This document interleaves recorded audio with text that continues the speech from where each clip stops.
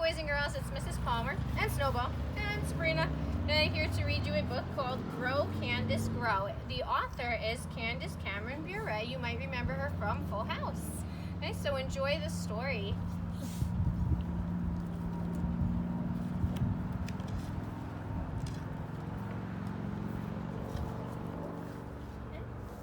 Spring had finally arrived.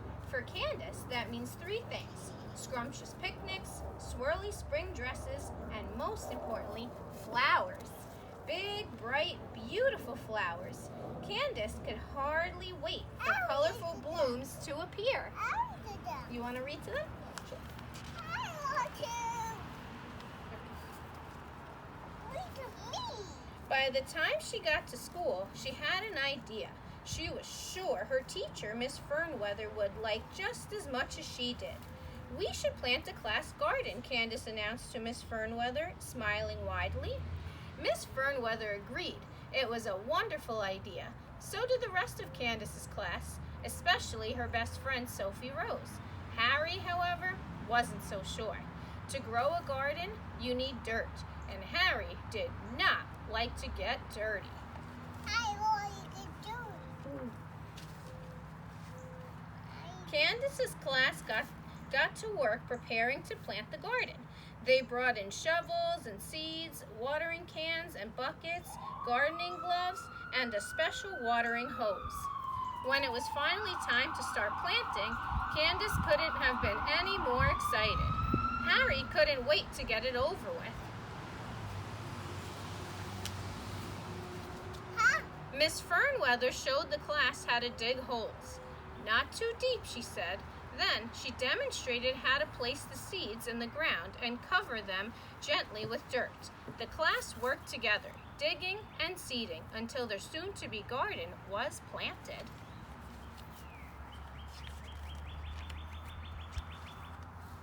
Candace's class stood back to admire their handiwork, but Candace wasn't impressed. There were no flowers, just a big patch of dirt. "When will the flowers bloom?" Candace asked Miss Fernweather. "Plants need sunlight and just the right amount of water to grow," explained Miss Fernweather. She showed the class how to check the soil. "When the ground feels dry, give the seeds a little drink," she said. Then Miss Fernweather gave her class an encouraging smile. "But plants need time, so we must be patient. In about a week, we'll see the seeds beginning to sprout. Then, in 4 to 6 weeks, we will have bright, beautiful flowers." I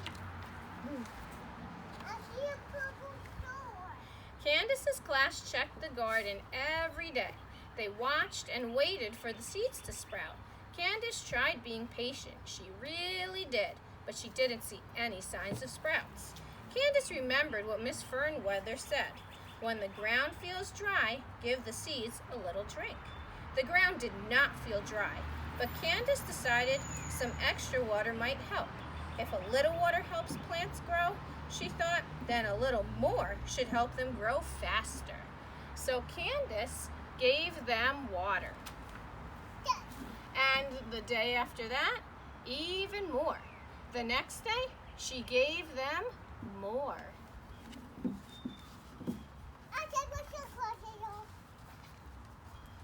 When the garden didn't sprout, Candace's class wanted to know why.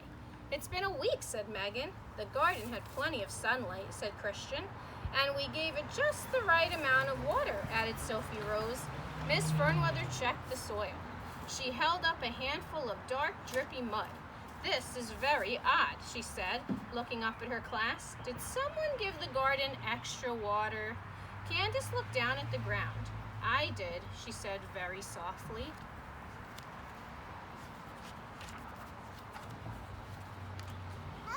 "I thought a little extra water would make the flowers grow faster." "I'm really sorry, everyone." The class was not very happy with Candace. "The garden is ruined, and it's all my fault," wailed Candace.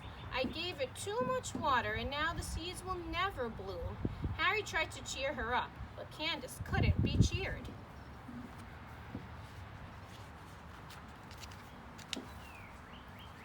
That That night, Candace tossed and turned in her bed.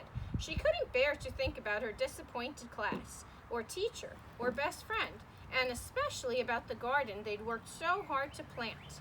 The garden would never be filled with big, bright, beautiful flowers now. The next morning, Candace woke up with an idea. She hurried to school, hopeful Miss Fernweather would like her plan.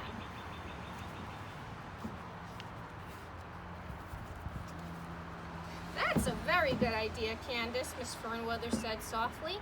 Candace had suggested they try planting another garden, and she promised to only water it when the ground felt dry.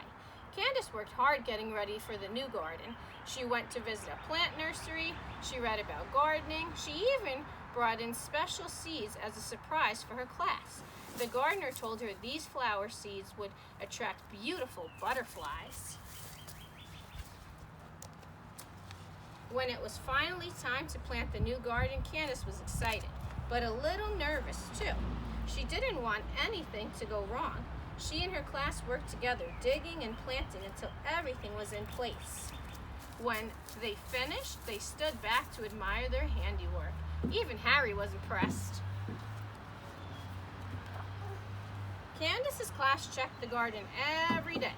They watched and waited for the seeds to sprout and the plants to grow bigger. It wasn't easy, but Candace waited patiently with her friends. She only watered when the ground felt dry. When time seemed to move slowly, she and Harry tried singing to the seeds. At long last, sprouts appeared, and soon little plants began to bloom, small at first, then bigger and bigger. Until finally, the flowers Candace had imagined blossomed big, bright, and beautiful. Colorful butterflies flitted and floated through the sea of blooms. It wasn't easy being patient, Candace admitted to Miss Fernweather, but it was worth the wait.